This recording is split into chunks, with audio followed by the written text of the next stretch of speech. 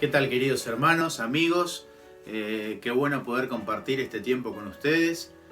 Mi nombre es Hernán Giorgi, soy pastor de la Segunda Iglesia de la Unión Evangélica en la ciudad de La Plata, en calle 39. Y bueno, es un privilegio compartir estos espacios. Hemos escuchado otros desafíos, otros hermanos que nos han motivado, nos han animado. Esperemos que este tiempito breve también nos pueda servir de la mejor manera, como me sirvió a mí. Espero que les sirva a ustedes también. Quería pensar en este breve tiempo en la iglesia, en nuestras comunidades de fe.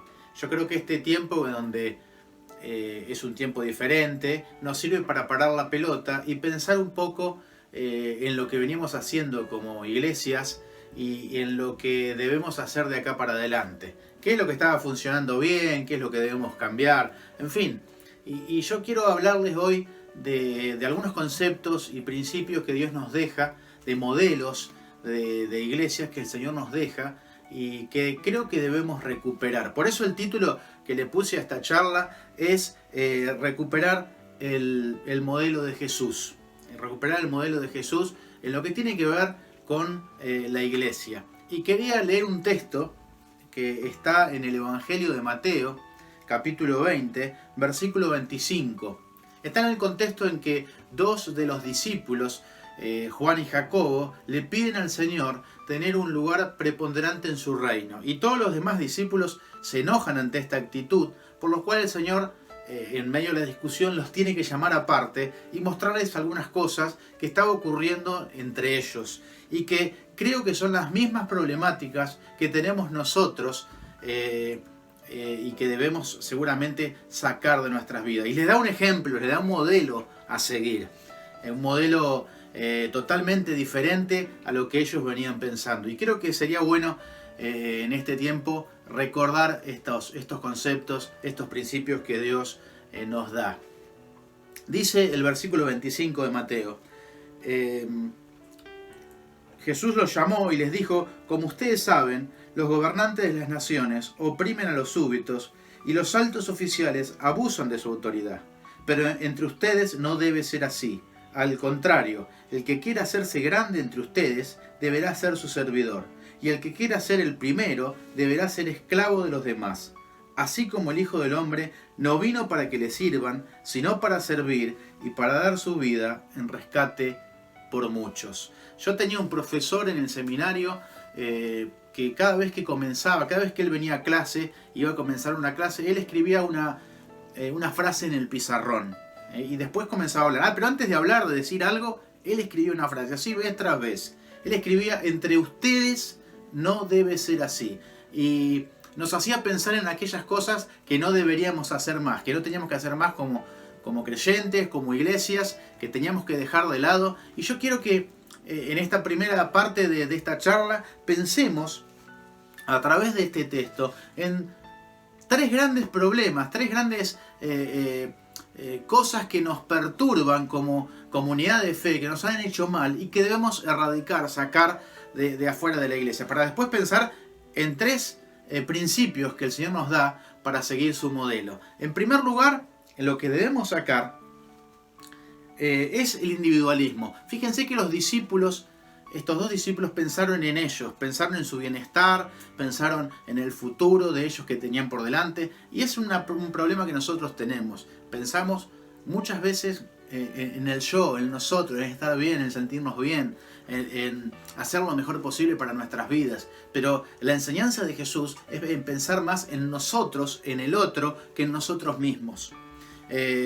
Por eso lo que tenemos que erradicar de las iglesias, en primer lugar, de nuestras comunidades, es el individualismo. Sacarlo afuera, que no haya más sentido del yo dentro de la iglesia, sino que podamos pensar como en términos de comunidad. Dejar mi bienestar de lado para poder pensar en el bien de los otros, en el común bienestar de cada uno de nosotros. En segundo lugar, una de las cosas que hay que sacar, y la vemos a la luz de este pasaje, es el legalismo. Hay una palabra fuerte en este texto que es oprimir.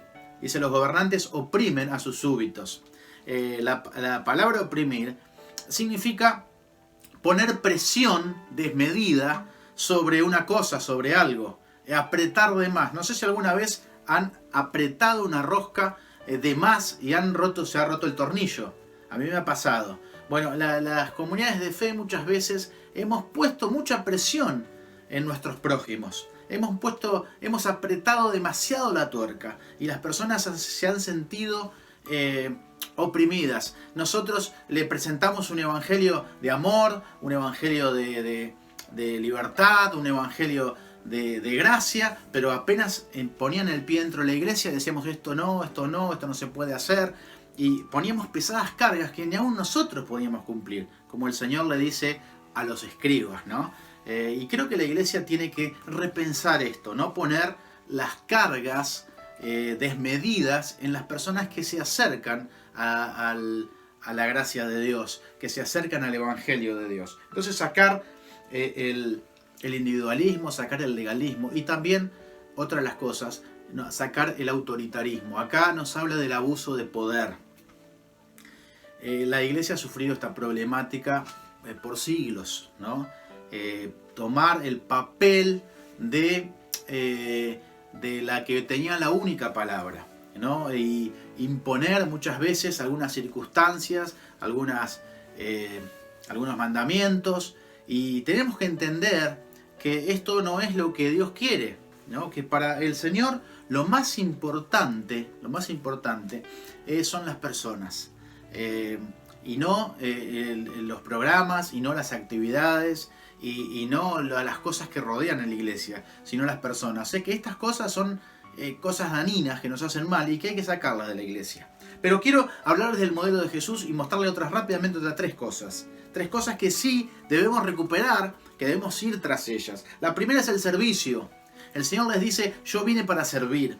La iglesia tiene que recuperar el sentido del servicio. Tenemos que ser una comunidad servicial, que esté comprometida, que esté entregada por el otro, pensando en el otro, en el que se acerca, pensando en mi hermano. Debemos servir tomando esa actitud de nuestro Señor Jesús. Por eso nos lleva a pensar en la segunda de las características, que es la humildad.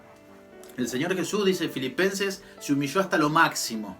Y humillarse significa pensar que no voy al otro como un superhéroe que sabe todas las cosas y que puede resolver todos los problemas con sus superpoderes, sino me acerco al otro con un evangelio que lo recibí de gracia y de gracia lo doy.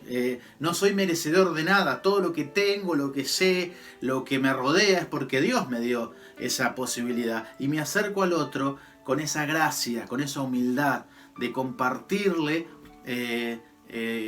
lo que yo he recibido, lo que hemos recibido cada uno de nosotros. Pero lo hacemos desde nuestro corazón, con humildad, no estimándolos a los demás como inferiores, sino como iguales. El otro también me puede enseñar en el ida y vuelta. Entonces, la humildad, el servicio, pero sobre todas las cosas, lo último que nos enseña es el amor. El amor, debemos predicar del amor, debemos vivir del amor, debemos practicar el amor. Y el amor es tan importante en este tiempo y debemos recuperar este sentido de amor. No somos comunidades perfectas, somos comunidades de gente que se está recuperando del pecado. Vos y yo estamos recuperándonos del pecado, todos los que se acercan nos recuperamos y tenemos que recuperar este sentido del amor de Dios que entregó a su Hijo por nosotros. Recordá entonces estos conceptos. ¿Se puede? Sí se puede, porque el Señor nos dejó un modelo a seguir. Él es el modelo, Él es aquel que nos dijo, así como yo hice, ustedes también deben hacer. Así que les animo, hermanos, les desafío a recuperar estos conceptos, estos principios y a seguir pensando en estas cosas para que cuando nosotros estemos otra vez de nuevo con todo, podamos parar la pelota y decir esto lo dejo y voy hasta esta enseñanza que el Señor me da y que me desafía. Que el Señor los bendiga. Te mando un abrazo fuerte, un abrazo grande. Chao.